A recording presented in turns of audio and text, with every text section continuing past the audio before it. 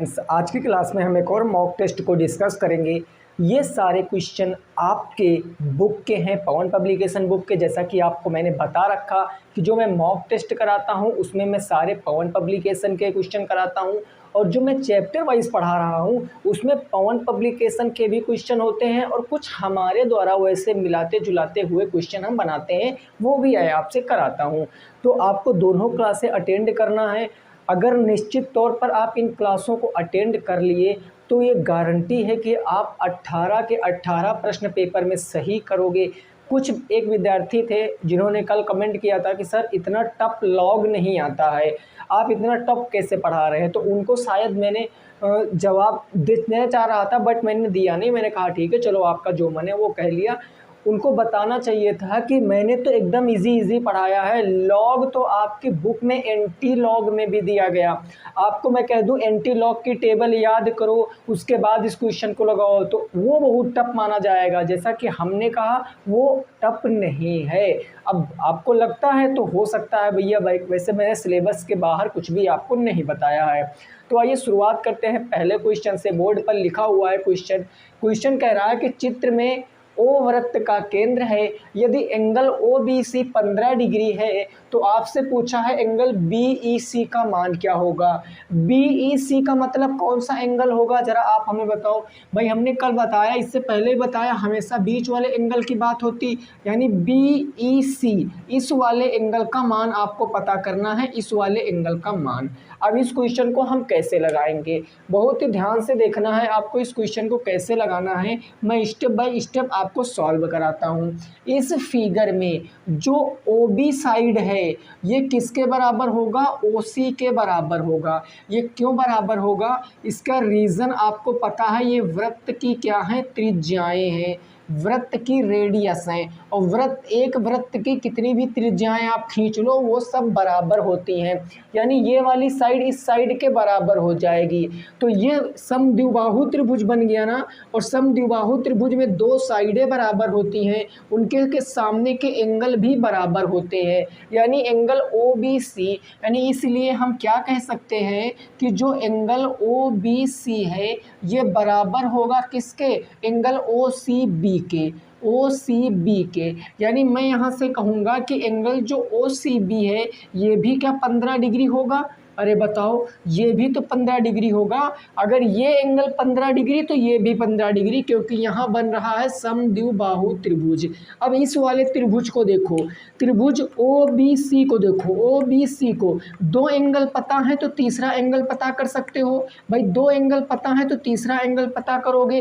त्रिभुज के तीनों अंतःकोणों का सम 180 डिग्री होता है। यानी मैं लिखूंगा त्रिभुज कौन सा, ओ बी सी में। त्रिभुज ओ बी सी में आपको पता है कि जो एंगल आपका क्या है, एंगल जो आपका है angle O C B plus में एंगल ओ बी सी, और एक प्लस में एंगल आएगा B O C, angle B O C, ये किसके बराबर, 180 के बराबर। त्रिभुज के तीनों एंगलों का सम 180।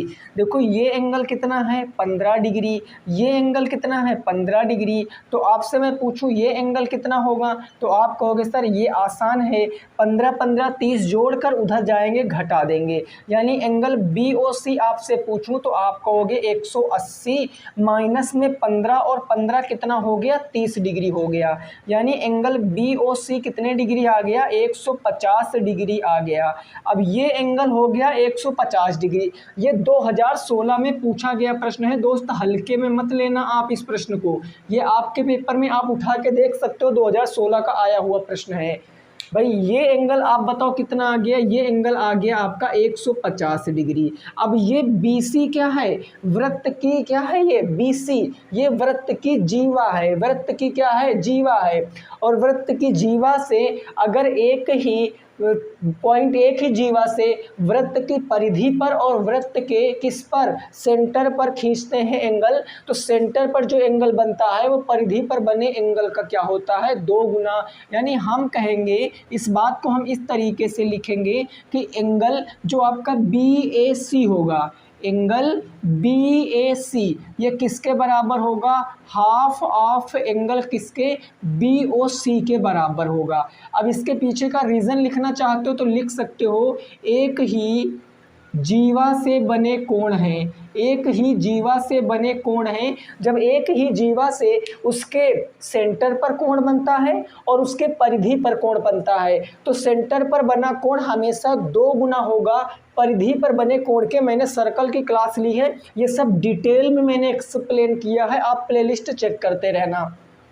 तो मैं आपसे पूछूं एंगल बी ए सी क्या होगा, कहोगे ये हाफ हो जाएगा, और एंगल जो बी ओ सी है कितना है 150 डिग्री। 2 से काट दोगे तो 2 सत्ते 14, 2 पंचे 10, यानी एंगल बी ए सी क्या हो जाएगा 75 डिग्री आ जाएगा। क्या बात आपकी समझ में आ गई है?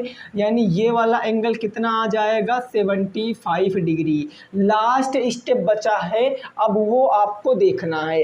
अब लास्ट स्टेप मैं आपसे कैसे कह दूं कि जो चतुर्भुज है, कौन सा चतुर्भुज, ए बी ई और सी में, चतुर्भुज ए बी ई और सी में हमें पता है कि जो एंगल भाई ये बी ए सी है, जो एंगल बी ए सी है प्लस एंगल बी ई सी, एंगल बी ई सी, इनका सम कितना होगा 180 डिग्री होगा। ये क्यों 180 डिग्री होगा, कोई बता सकता है इसका रीजन कि इस वाले एंगल का सम और इस वाले एंगल का सम 100 डिग्री होगा? हो सकता अभी आपको ना समझ में आ रहा हो, अभी मैं इसको साफ करता हूँ। अब आप देखो, अब आपको समझ में आ जाएगा कि इस एंगल का सम 180 डिग्री क्यों होगा। कुछ याद आ रहा है भाई, कुछ साइक्लिक क्वाड्रिलेटरल याद आ रहा है, चक्री चतुर्भुज, ऐसा चतुर्भुज जिसके चारों शीर्ष वृत्त की परिधि पर स्थित होते हैं वो चक्रीय चतुर्भुज होते हैं। और चक्रीय चतुर्भुज की विशेषता क्या होती है कि आमने सामने के एंगल का सम कितना होता है 180 डिग्री होता है।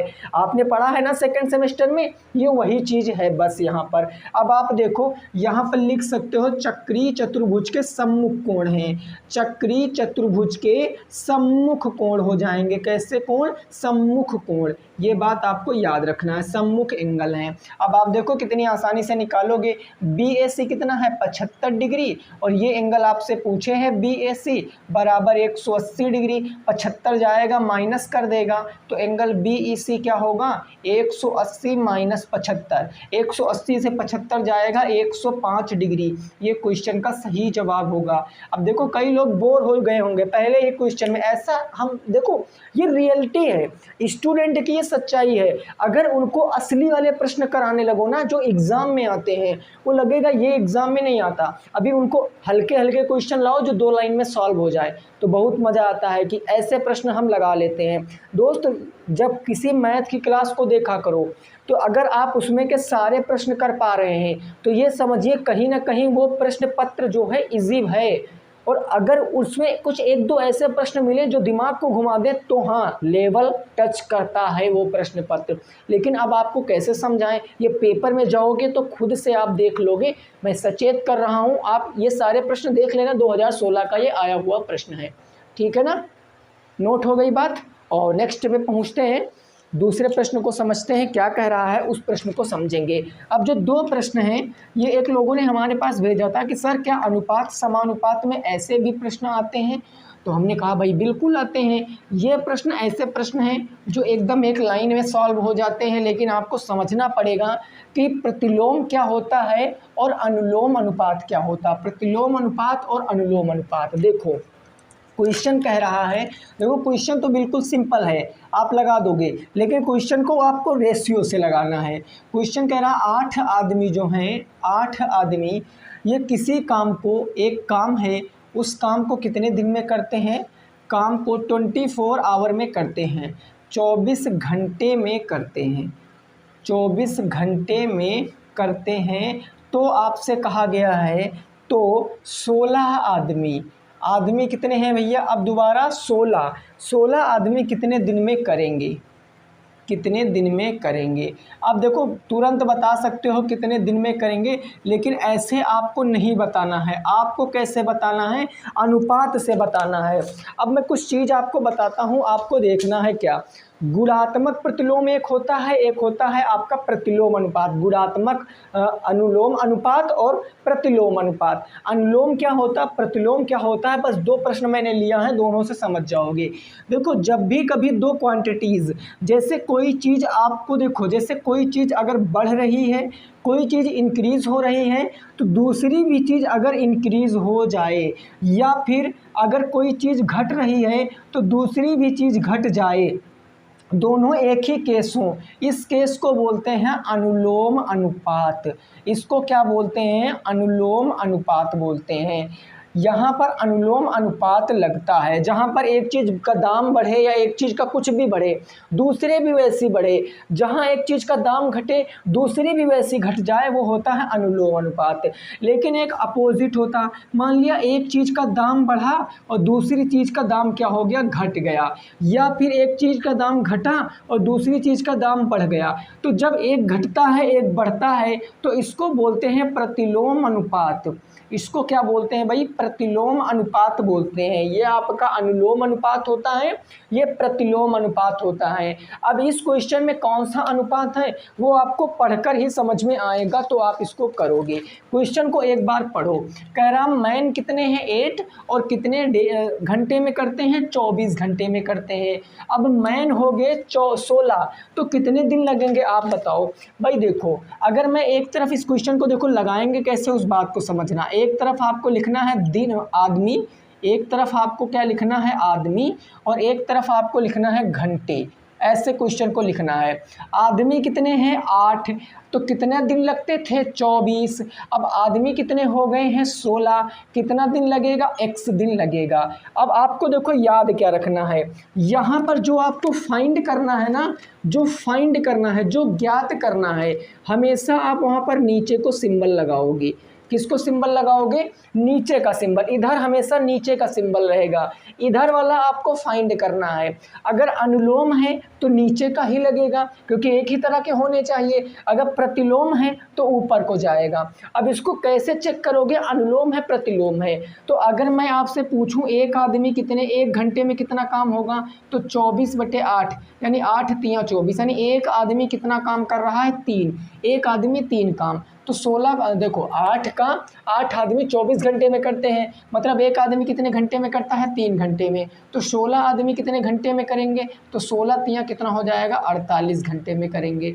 यानी कहने का क्या मतलब है कि जब 8 आदमी थे तो 24 घंटे लग रहे थे, अब आदमी हो गए हैं 16, तो दिन क्या लगेंगे, कम लगेंगे। अब दिन लग जाएंगे इसमें कितने, आधे, 12 दिन ही लगेंगे, क्योंकि टोटल काम निकालोगे तो 8 8 दूनी 16 12, यानी 12 दिन लगेंगे।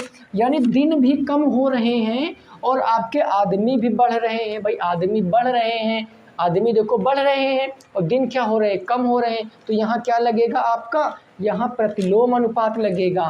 तो इस तरीके से आपको बनाना पड़ेगा। अब इस क्वेश्चन को लिखो, रेशियो नीचे से ऊपर को लिखो, जिस तरफ तीर है वैसे लिखना है। 16:8 समानुपात 24 अनुपात कितना आएगा, x आ जाएगा। 24:1 आ जाएगा। अब क्या करो, आपको पता है अंदर अंदर का गुणा और बाहर बाहर का गुणा बराबर। 16 का x से कराओगे 16x बराबर 8 का 24 से कराओगे तो 8 × 24। अब आपको x की वैल्यू निकालना है, 8 इंटू हो जाएगा 24 और बटे क्या हो जाएगा 16। काट लो, 8 दूनी 16 और 2 से काटोगे 12 बार में, यानी x की वैल्यू कितनी आ जाएगी 12। ये क्वेश्चन का राइट आंसर है, ठीक है ना। यानी जब 16 आदमी करेंगे तो कितना दिन लगेगा, तो आपका 12 दिन लग जाएगा। इस क्वेश्चन को नोट कर सकते हो, ठीक है ना। अनुलोम और प्रतिलोम अनुपात का क्वेश्चन मैंने कराया, अभी ये था प्रतिलोम का। अब अगला जो होगा वो अनुलोम का होगा, उसको भी आपको समझना है, ठीक है, क्लियर। आइए नेक्स्ट अगला क्वेश्चन देखिए। क्वेश्चन नंबर 3 क्या कह रहा है उसको ज़रा समझना है। क्वेश्चन नंबर 3 को क्वेश्चन पढ़िए और उसके बाद आंसर देने की कोशिश कीजिए। क्वेश्चन कह रहा है आपसे, ये कह रहा है कि 5 पुस्तकों का मूल्य जो 5 कॉपीज़ हैं, 5 जो पुस्तकों का मूल्य है, 5 पुस्तकों का मूल्य 60 रुपये है। 5 पुस्तकों का मूल्य 60 रुपये है, तो कहा गया है कि 12 पुस्तकों का मूल्य बताओ। 5 पुस्तकों का मूल्य 60 रुपये, तो 12 पुस्तकों का मूल्य क्या होगा, आपको अनुपात में ही बताना है। बताओ 12 पुस्तकों का मूल्य होगा, क्या होगा ये आपको बताना है।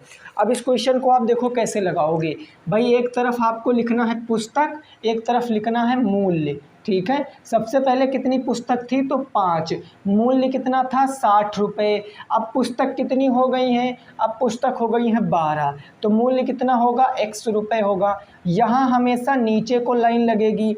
अब इधर आपको देखना है कि नीचे लगेगी कि ऊपर लगेगी, तो इसके लिए आपको अनुलोम और प्रतिलोम पता होना चाहिए। इसके लिए आप ऐसे पता करोगे कि 5 रुपये में 5 पुस्तकें 60 में, तो एक पुस्तक कितने में मिलेगी, 12 में मिलेगी भाई, एक 12 में मिलेंगी। तो हमें लेना कितना है 12, यानी 12 बरहियम 144, यानी 144 रुपये में 12 पुस्तकें मिलेंगी।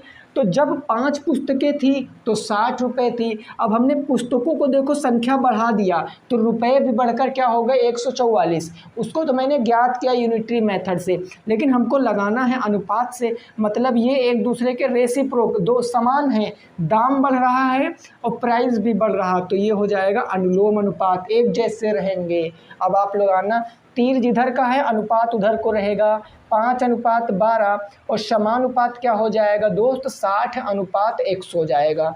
5:12 अनुपात 60:1, अंदर अंदर का गुणा होता है, बाहर बाहर का गुणा, यानी 5x हो जाएगा, और ये हो गया 12 × के 60।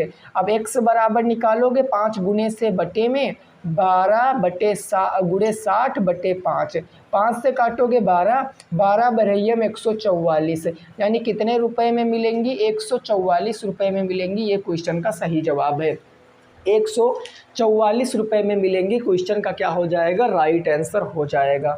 समझ गए हो ना, कोई दिक्कत नहीं है। नेक्स्ट आइए क्वेश्चन नंबर 4, प्रश्न संख्या 4 क्या कह रही है उसको ज़रा समझिए। थोड़ा सा स्पीड को बढ़ाएंगे भाई, है ना, आपको भी समझना है चीज़ों को और शेयर करते रहना है। बस अंत में आपसे मैं 2 मिनट बात करूँगा, इम्पोर्टेंट बात है, उसको सुन के आपको जाना है, ठीक है।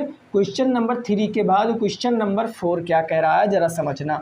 ये कह रहा है आपसे x³, उसके बाद है -14x², फिर है प्लस के 37x, माइनस के है आपका 60 में भाग लगाना है किससे, x-2 से।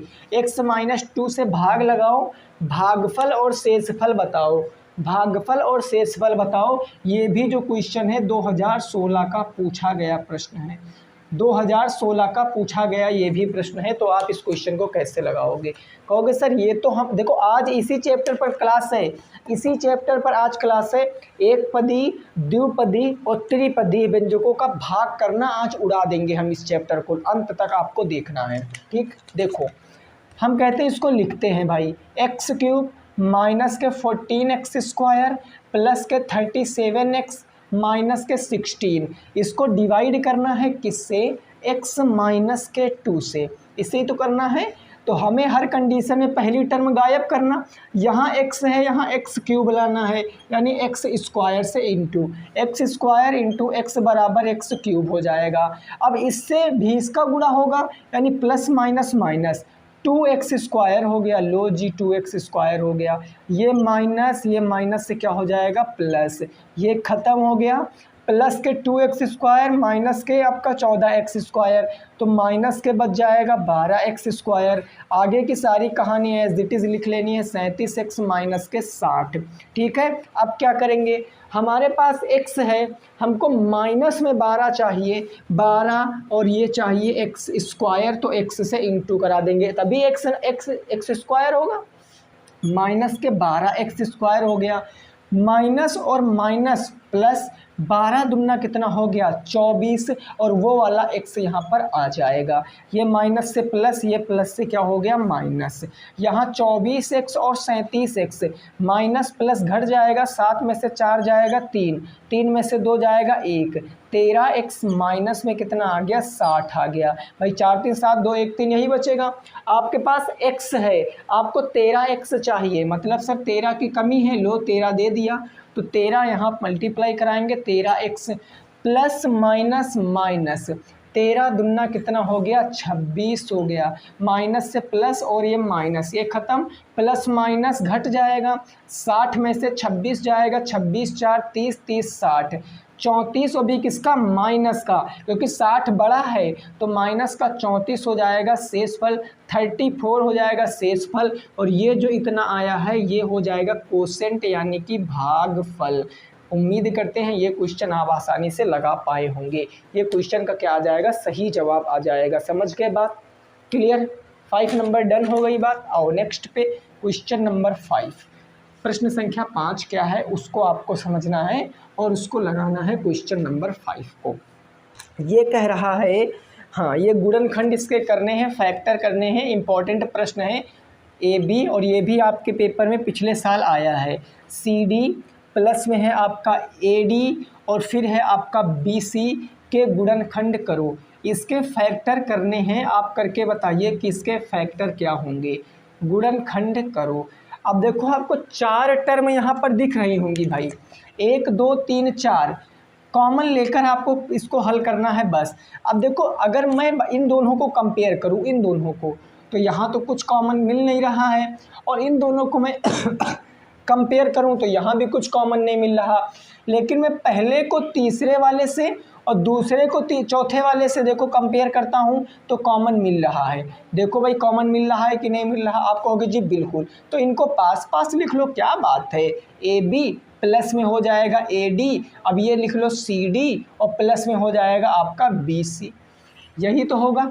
आप कहोगे जी बिल्कुल। अब दोनों में कॉमन लो, इधर 2 में और इधर 2 में, इधर कॉमन ए मिल रहा तो ये बच गया बी प्लस के डी, यहाँ कॉमन सी मिल रहा है तो डी प्लस में बी, देखो दोनों चीज़ सेम है, तो एक ब्रैकेट में बी प्लस में डी, अगले ब्रैकेट में ई प्लस में सी, यही इसके गुणनखंड है और यही क्या हो जाएंगे, आंसर हो जाएंगे।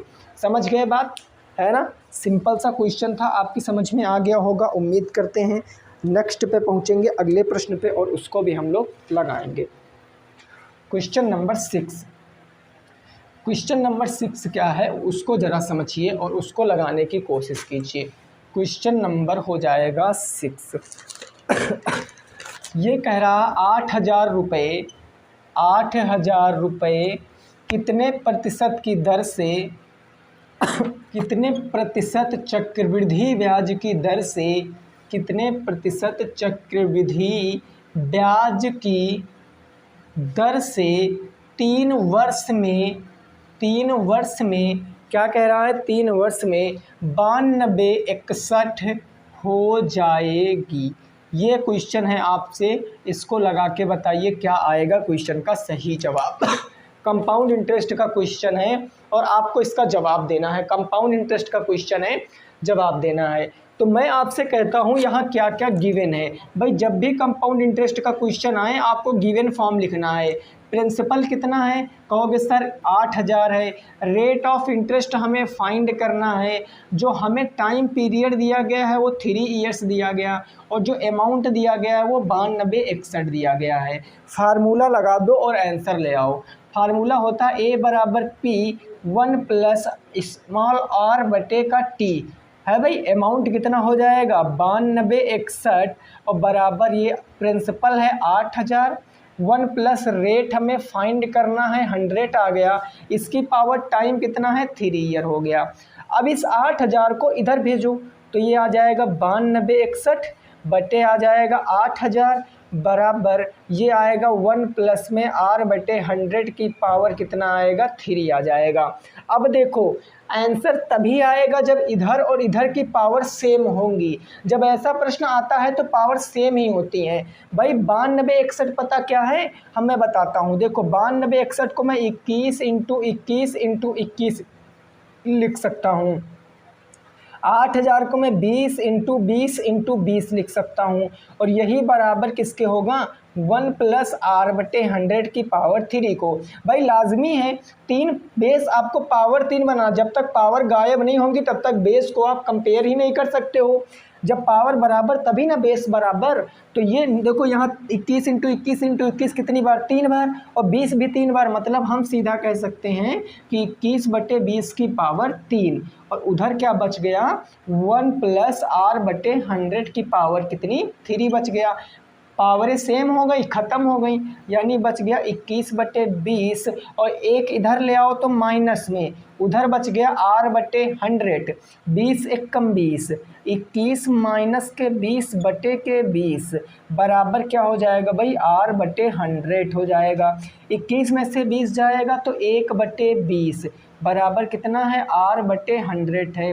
अब आपको क्या बताना है, रेट ऑफ इंटरेस्ट बताना है। भाई 100 आएगा तो इधर ऊपर आ जाएगा, ये 100 ऊपर आ जाएगा, यानी रेट बराबर क्या आएगा, 100/20, यानी काटेंगे तो 5% पर एनम, 5% वार्षिक क्या है, चक्रवृद्धि ब्याज की दर है। 5% वार्षिक क्या है, चक्रवृद्धि ब्याज की दर है। आप इस बात को समझे हो कि नहीं समझे हो, भाई इस बात को समझ गए हो ना, कोई दिक्कत नहीं है। आइए नेक्स्ट पे मूव करेंगे, क्वेश्चन नंबर 8 पर। प्रश्न संख्या 8 क्या कह रही है उसको भी ज़रा हम लोग समझने की कोशिश करेंगे, ठीक है ना। देखिए अभी मैं कोई भी बात आपसे नहीं करूँगा, बिल्कुल अंत में 2 मिनट में आपको इम्पोर्टेंट बात बताऊँगा, फिर आपका जो मन आए वो आप कहना।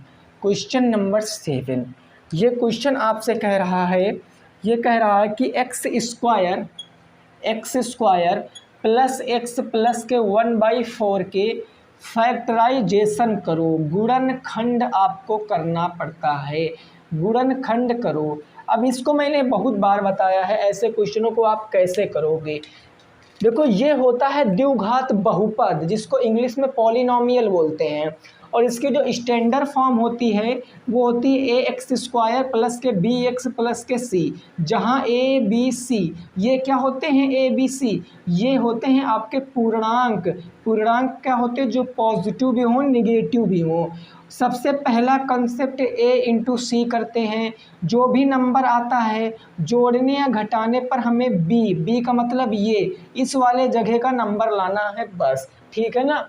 तो यहाँ देखो भाई सीधा a इंटू सी करोगे 1/4, 1/4 का मल्टीप्लाई फैक्टर करोगे तो 1/2, यानी 1/2x आ जाएगा, प्लस में 1/2x आ जाएगा, प्लस में 1/4।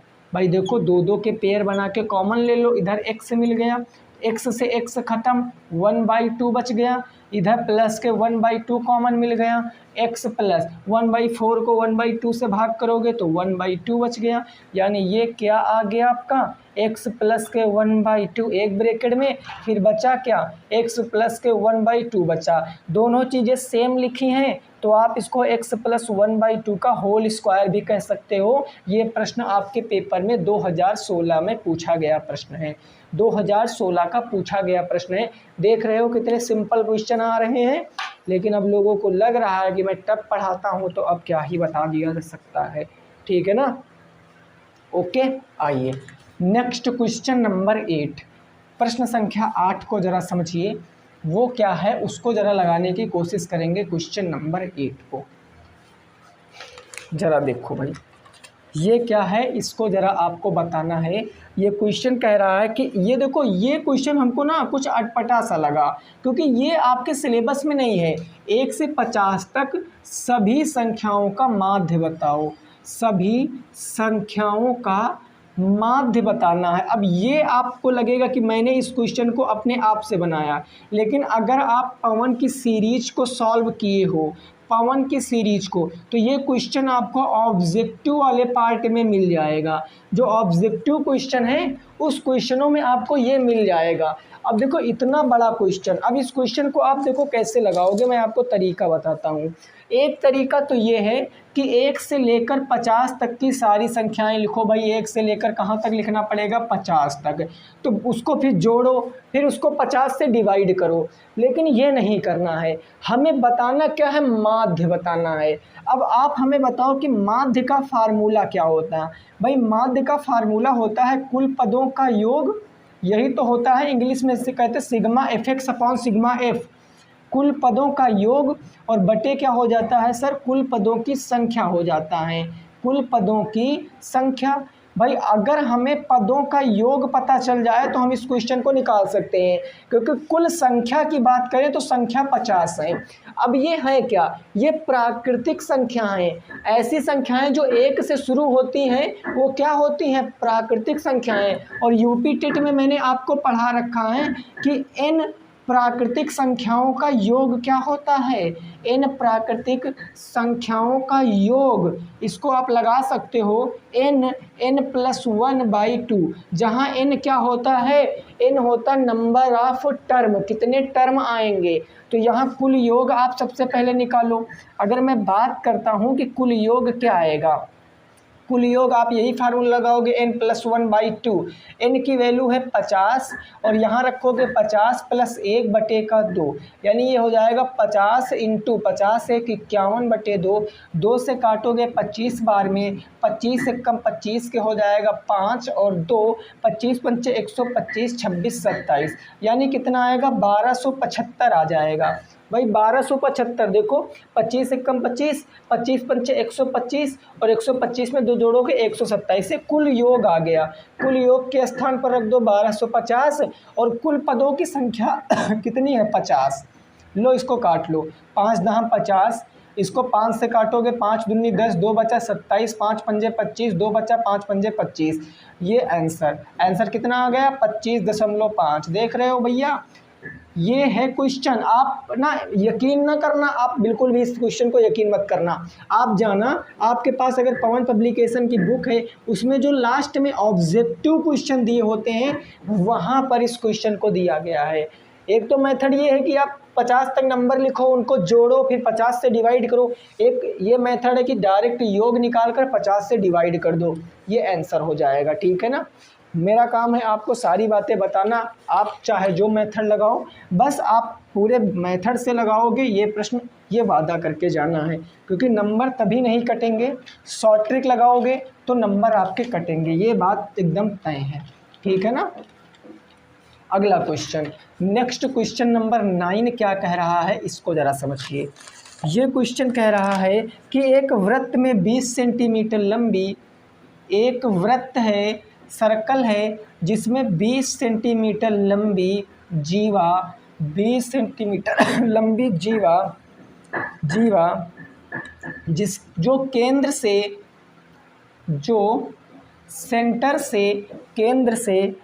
28 सेंटीमीटर दूर है। भाई केंद्र से कितनी सेंटीमीटर दूर है, 28 सेंटीमीटर। हाँ, ये 28 सेंटीमीटर क्या है, दूर है। तो आपसे क्या कहा गया है, तो वृत्त की त्रिज्या बताओ। वृत्त की क्या बताना है, त्रिज्या, रेडियस बताना है, रेडियस ऑफ सर्कल आपको फाइंड करना है। वृत्त की त्रिज्या क्या होगी, मैं फिगर बनाता हूँ तब तक आप इस क्वेश्चन को लगाओ। ये मैंने मान लिया एक सर्कल है, सर्कल में कितनी लंबी जीवा है, तो 20 सेंटीमीटर, यानी मैं यहाँ पर 20 सेंटीमीटर लंबी लाइन खींचता हूँ। मान लेता हूँ कि ये ए और ये बी है और इसकी पूरी कितनी है भाई, 20 सेंटीमीटर है। ठीक है ना। अब यहाँ कहीं सेंटर होगा, कह रहा सेंटर से 28 सेंटीमीटर दूर है, तो सेंटर मैं यहाँ मानता हूँ, सेंटर से 28 सेंटीमीटर दूर है, सेंटर मैंने मान लिया ओ है, तो 28 सेंटीमीटर दूर है। आपसे कहा ये वाली त्रिज्या बताओ, ये त्रिज्या ही तो होगी, सेंटर से परिधि तक की दूरी त्रिज्या, ओ ए आपको बताना है। अब एक थ्योरम होती है कि जो जीवा होती है, अगर इस पे हम सेंटर से परपेंडिकुलर लाइन ड्रा करें तो ये 2 इक्वल पार्ट में डिवाइड करती है, यानी ये पूरी 20 थी तो मैं कहता हूँ मान लिए डी पार्ट पर डिवाइड करती है। तो भैया 10 इधर का होगा, 10 इधर का होगा। अब आप देखो सीधे यहाँ पर ट्रायंगल लगा दो। ट्रायंगल कौन सा लगाओगे, त्रिभुज ओ बी, त्रिभुज ओ डी ए में, त्रिभुज ओ डी ए में हमें पता एंगल डी कितना है, 90 डिग्री है, क्योंकि जहाँ परपेंडिकुलर गिरता है वहाँ 90 डिग्री का एंगल बनता है। जब 90 डिग्री का एंगल है तो हाइपोटेनस का स्क्वायर यानी ओ ए का स्क्वायर बराबर किसके होगा, ओ डी का स्क्वायर प्लस किसके बराबर होगा भाई, AD के स्क्वायर के बराबर। आपको OA पूछा है, यही तो त्रिज्या होगी, यही त्रिज्या पूछा है, तो आप निकाल दो भाई OA का स्क्वायर। OD कितना है 28, ये 28 का स्क्वायर। AD कितना है 10 का स्क्वायर। अब आप फर्दर इसको सॉल्व करोगे, 8 टाइम हो गया 64, 6 8 दूनी 16 दूना 32, 6 38, 3 2 दूनी 4 3 7, यानी 784 प्लस में 10 का स्क्वायर हो गया 100। तो OA का स्क्वायर क्या हो गया भाई 884 हो गया, ठीक है ना। कितना हो गया 884 हो गया। तो आप यहाँ से OA निकालोगे तो अंडर रूट ऑफ क्या हो जाएगा 884। कई दोस्तों को अंडर रूट सॉल्व करना नहीं पता, तो आप इधर देखो, जब भी कभी रूट सॉल्व करना आ जाए या क्यूब रूट सॉल्व करना आ जाए, आपको ऐसे काटना है, 4 से काट लो, 4 एक दूनी 8, 4 दूनी 8, 4 एक कम 4, 221 हो गया। 221 का किसी से कट रहा है भाई नहीं, 11 एकम 11 नहीं कट रहा, 2 2 4 1 5 नहीं कट रहा, ये नहीं कट रहा। और 4 को हम 2 गुणे 2 कह सकते हैं, यानी ये जो अंदर लिखा है इसको हम 4 इंटू 221 कह सकता हूँ। बिल्कुल 4 बाहर आ जाएगा, 221 रूट में रहेगा, ये आंसर है। 2 रूट 221, माफ़ी चाहते, खांसी आ रही है उसके लिए। तो आपको क्या करना है, पूरा कंसंट्रेट रहना है बोर्ड के ऊपर, बाकी कुछ भी हो जाए आपको क्वेश्चन लगाना है बस। आंसर कितना आ गया 2 रूट 221, है ना, क्लियर है। चलिए नेक्स्ट अगला क्वेश्चन देखते हैं, क्वेश्चन नंबर 10 क्या कह रहा है उसको ज़रा समझेंगे। क्वेश्चन नंबर 10, ठीक है भाई। इस प्रश्न को आपको समझना है क्या है, उसको आप लगाइए।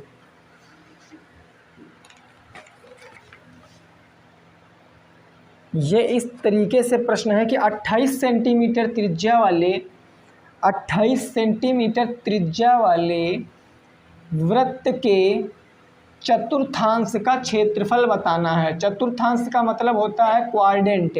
चतुर्थांश का क्षेत्रफल बताइए कि चतुर्थांश का क्षेत्रफल क्या होगा। इससे पहले मैंने चतुर्थांश की सारी बातें बता दी हैं भाई। अगर मैं मान लेता हूँ ये एक सर्कल है, ये एक सर्कल है, तो सर्कल का यहाँ क्या होगा, सेंटर होगा, है ना। तो चतुर्थांश का मतलब है कि 4 इक्वली पार्टों में डिस्ट्रीब्यूट किया गया है। ये आपका फर्स्ट क्वाड्रेंट होता है, ये सेकंड क्वाड्रेंट होता है, ये थर्ड क्वाड्रेंट होता है, ये फोर्थ। पहला चतुर्थांश, दूसरा, तीसरा और चौथा। और जो प्रत्येक चतुर्थांश है उसका जो एंगल होता है वो 90 डिग्री, मतलब ये भी 90, ये भी 90, ये भी और ये भी, तभी तो 90 इंटू 4 यानी 360 डिग्री होता है एक सर्कल का पूरा एंगल। आपसे पूछे चतुर्थांश का क्षेत्रफल, चतुर्थांश का क्षेत्रफल क्या होता है, कहोगे सर ये आपने बताया था कि जो चतुर्थांश का क्षेत्रफल होता है, सबसे पहले हमें लिखना है वृत्त का क्षेत्रफल पाई आर स्क्वायर इंटू थीटा बटे 360 से इंटू करा देना है बस। पाई आर की वैल्यू होती है 22/7। रेडियस कितना है कहोगे, रेडियस हो गई 28, तो ये हो जाएगी 28 इंटू 28 इंटू थीटा कितना है 90 डिग्री इंटू डिवाइडेड बाई 36। 90 से काटोगे 1/4 में, 4 से काटोगे 7 बार, 7 से 7 काटोगे, 28 इंटू 22, 28 दूना 56, 28 दूना 56, 5 61। आंसर आएगा 616 सेंटीमीटर स्क्वायर। 616 सेंटीमीटर स्क्वायर इस क्वेश्चन का क्या है, सही जवाब है 616 सेंटीमीटर स्क्वायर, ठीक है ना।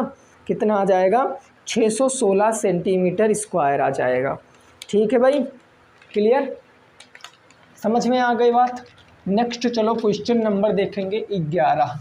क्वेश्चन नंबर 11 क्या कह रहा है, आपको उस क्वेश्चन का जवाब देना है। क्वेश्चन नंबर 11 देखो ज़रा, ये कह रहा है कि क्वेश्चन नंबर 11 को ज़रा समझना। रूट 64, ठीक है, ये रूट 64 है। तो उसके बाद है अंडर रूट ऑफ 512 बराबर 8 की पावर x में x का मान बताना, में x का मान बताओ, x का मान बताओ, ठीक है ना। x का मान आपको बताना है कि x का मान क्या होगा। अंडर रूट 64 गुणे 512 बराबर 8 की पावर x में x का मान क्या होगा ये आपको बताना है, एक बार बताओ। और यही हमारे क्वेश्चन चैप्टर का लास्ट क्वेश्चन होगा, मतलब आज की क्लास का। हमने दोस्तों किए हैं 12 क्वेश्चन, लेकिन कहीं नंबरिंग मिस्टेक हो गई है, 11 ही लिखा। हमने 12 किए हैं, 12 में आपके कितने सही हुए हैं वो आपको कमेंट करके बताना है। पहले इस क्वेश्चन को बताओ। तो इस क्वेश्चन को आप कैसे कैसे लगाओगे? आपको दोस्तों बेस बराबर कर लेना है। हमने आपको बताया था जब रूट हटेगा तो पावर कितनी चढ़ती है। आप कहोगे सर रूट चढ़ेगा तो पावर 1/2 चढ़ती है, या सीधे समझ लो आप 64 को क्या कह सकते हो, रूट 64 को 8 कह सकते हो। 512 को आप 8 इंटू 8 इंटू 8 कह सकते हो, बराबर 8 की पावर 100 हो जाएगा। भाई 8 टाइम 64 अठे 512, सारे बेस बराबर हैं तो 1 2 3 4, 8 की पावर 4 बराबर 8 की पावर x, यानी देखो बेस बराबर तो पावर ए बराबर। x बराबर क्या आएगा 4, इस क्वेश्चन का राइट आंसर 4 हो जाएगा। इस क्वेश्चन का सही जवाब 4 is the right answer in this question, ठीक है ना। अब देखो कुछ जो दोस्त हैं उनको लग रहा है कि हम जो पढ़ा रहे हैं हो सकता है एग्ज़ाम में ना आए। तो देखो एग्ज़ाम में भाई आने की और ना आने की कोई पूरी गारंटी नहीं ले सकता है।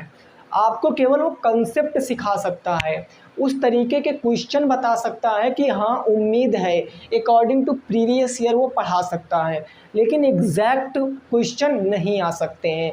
बोलने में बहुत आसानी है, आप कुछ भी बोल सकते हो कि टफ है, इजी है, कुछ भी है, लेकिन इजी भी देखो जब एग्ज़ाम हॉल में बैठते हैं ना तो हमसे इजी क्वेश्चन भी लग सकता है।